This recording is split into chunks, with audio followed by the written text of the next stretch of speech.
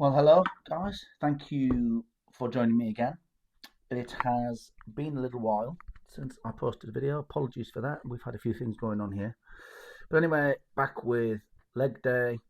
You see me here on a little device called the Bob, which some of you may know, some of you may not have seen before.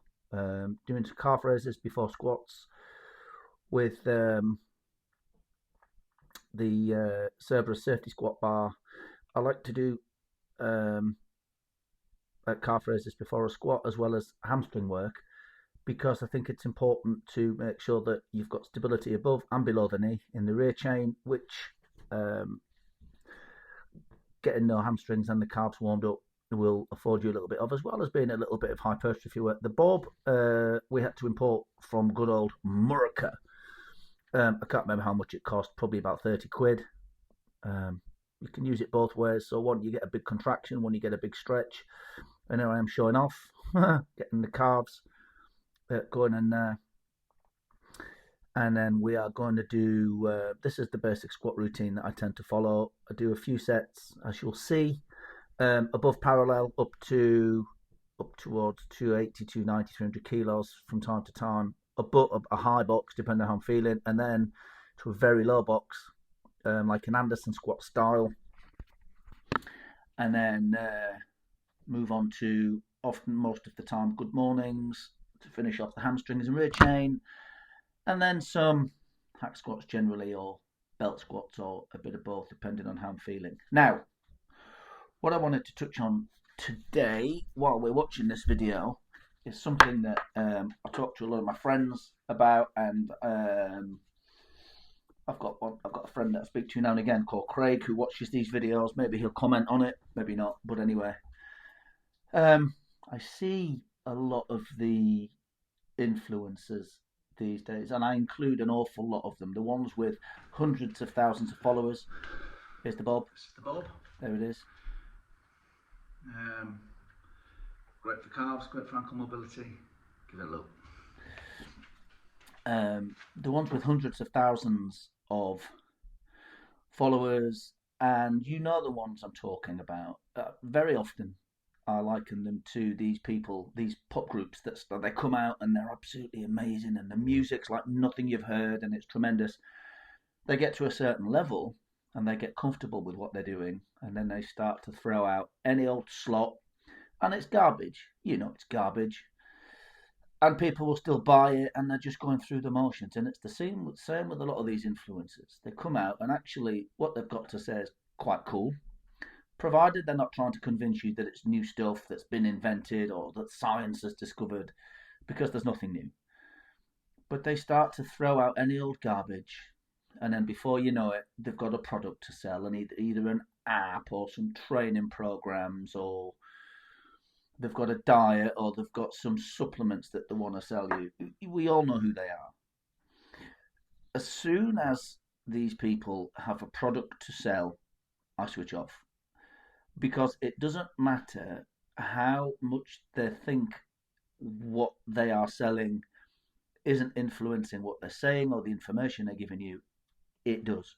It's an unconscious bias towards the thing that they are trying to sell that will make you money, make them money, and take money from you. And there's so many quality places on the internet that you can look, that you can get quality and really good and decent information without having to put money into the back pockets of these people that have stopped making an effort. These cookie cutter programs that you can just download off the internet and try them. You see the clickbait thumbnails sometimes. The 6 best back exercises you're not doing. The 6 best, the only 5 chest exercises you need to grow. I hate that. How would I know what the best exercises for you are without having sat down and spoke to you, looked at you lifting, knowing your level of experience, you're looking at your levers, your proportions, if you've got any injuries, how old are all of these things make a massive difference. And yet you've got people, these really high profile influencers, telling you what exercises you should be doing, how you should be doing them. How do they know? It's absolute nonsense. Everyone should be able to squat, but not everyone can squat the same. You should be able to do the 6 human movement patterns. I know Mitch Hooper talks about this a lot, although he does say a carry, and it's not carry, it's actually gait. And they tell you the exercises that are the best for hypertrophy or best for strength, and they've no idea about you. They're just trying to take your money. Don't fall for the charade that they are trying to pull the wool over your eyes with. Most intermediate or advanced lifters, well, there's certainly advanced lifters, know what works for them. And most advanced lifters will know that the best exercises for them generally are heavy, hard, basic, barbell, and dumbbell work. Now, I don't like cables, for instance, but do I use them? Yeah, of course I do. Of course I use them. Dumbbell work's important. Sorry, cables. Cables. I'll say that again. I don't like cables, but do I use them? Yes, because there are certain exercises that I think I get a real good feel for after training. I consider cable work working out. I will never ever swap out an effective exercise for a less effective one, like Tom Platz. Take what Tom Platz said about the leg press. I used to do a lot of leg press. I used to be strong at the leg press. Up into the high 400s, 400 kilos for sets across. But I would never, ever, ever have swapped out leg press, any type of squat for a leg press. Would I swap out a barbell squat or a safety bar squat or a bar bar squat, for instance, for a hack squat? Yeah, sometimes.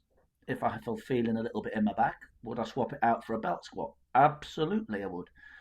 But I wouldn't swap out for any extended period of time an effective exercise for a less effective exercise because there is just no point in doing it.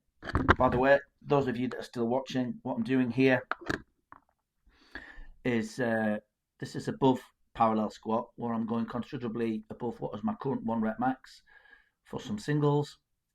If you're wondering what's going on and why it's so high, we'll never swap out an effective barbell or dumbbell exercise for a less effective one. For instance, if you do barbell curls, why would you ever swap that out for a laying on your back dumbbell curl because somebody told you that lengthened partials are going to give you more growth? When the study, I'm going to keep saying it so people take notice, the study by Dr. Wolf and Jeff Nippard showed that the only people that benefit the most from lengthened partials are beginners. What their study shows, in spite of what Mike Israetel said, is that for intermediate and advanced lifters, full range of motion is best. And if you want to use them lengthened partials, do it at the end of the set when you can't get a full range of motion. Like weightlifters and bodybuilders and strongmen and powerlifters, I've always done. Go to failure, do some lengthened partials. It's not new, but they're trying to sell it as new. Don't fall for the charade. Why would you ever substitute, for instance, some hard and heavy work on a good morning with a cable pull through? Well, you wouldn't do that. Why would you ever substitute a hard couple of sets of dips for some banded flies? You wouldn't. You wouldn't do that. Nobody would do that. And if you do, you're probably one of the reasons why you're not where you want to be. I'm not sure what this weight is now. About £8,000, I think, 700 kilos. No, which it clearly isn't. Anyway, that's my little rant over with, and I just really want to spend a bit of time talking about that because there's so much misinformation and nonsense out there at the moment. Mark Rippetoe said, and I absolutely agree with him, and Stan Efferding said the same thing, and Louis Simmons used to say the same thing. The stuff that got Arnold big and all of the Mr. Olympias, the stuff that got Roger Estep strong and other guys at Westside and those powerlifters and Stan Efferding and all of those, the basic heavy barbell exercises. They trained hard, they trained long, and they got the results that people that are using cable work and these stupid laying Bosu ball hamstring twists just won't have. We know what worked, we know what works, and it's always going to work. Anyway, back to the main article here. This is the last. So I'm not sure what that is. So it's 25, 50, 75, 150, 175, 85, 95, 200, plus that 80, 280. Yeah, about 280. I think that's about 280, 290 kilos on the bar here, something like that. And my 50-year-old knees well wrapped up to keep me nice and safe. And then down we go to a high box, and then we come. Oh, it's a grind. Good, that felt good. It felt good and it didn't feel good. I have spilt coffee all over myself again. Okay, I think that was the last set of those, and now we're going down into Anderson squats. I love Anderson squats. It might be actually my favourite squat variant, and I will tell you why. To do it effectively and efficiently and at maximum weight, you have to get into the most biomechanically advantageous position for your body type. I always get people when they first come to the gym, new people. I always get them to do an Anderson squat from parallel, and it forces them into a position that then I always tell them that they should always remember how their feet are, how their back is, how tight it makes them. It's something that I think everybody not should but could maybe benefit from giving a go. I'm not going to tell you to put these in your routine because they're not for everybody. But what I would say to you is, it's not going to hurt you to give them a go. See how they feel. If you don't like them, or if you're feeling a bit uncomfortable, or something just doesn't feel right, well, get out of there. But give them a go because you might like them. You can do them from below parallel, from slightly above parallel. It doesn't matter. Give them a go. See how you feel, and you might be surprised. There might be something that you want to keep in. But anyway, working up here, what was that? 25, 50, 75, 85, 90. I don't know. I think I finished this up towards 170 kilos or something like that. I can't quite remember. I did quite recently do and worked up to 200 kilos. It's not here. I think I could possibly put that on at the end of this video if people want to see that. I'm sure I could upload that. A 200 kilo Anderson squat, which actually felt really hard, but it felt great. And it's important to keep a track of your lifts, as everybody knows, so that you can then go after them again in the future, because that lets you know if the accessory movements that you're doing are working. Anyway, just going to let this video play now. I'm not going to do much more talking. But yeah, if you want to give this exercise a go, excuse me, chuck it in, see how you feel, and we'll hopefully catch you next time. I've been asked on my channel to do a video of what I'm doing to help recover from the pec tear that I had. I'm definitely going to do that. Definitely going to show guys the protocol that I'm following. It's probably a lot more simple than you realise, but I'll put that up. But anyway, as always, thank you for watching, and I will speak to you next time.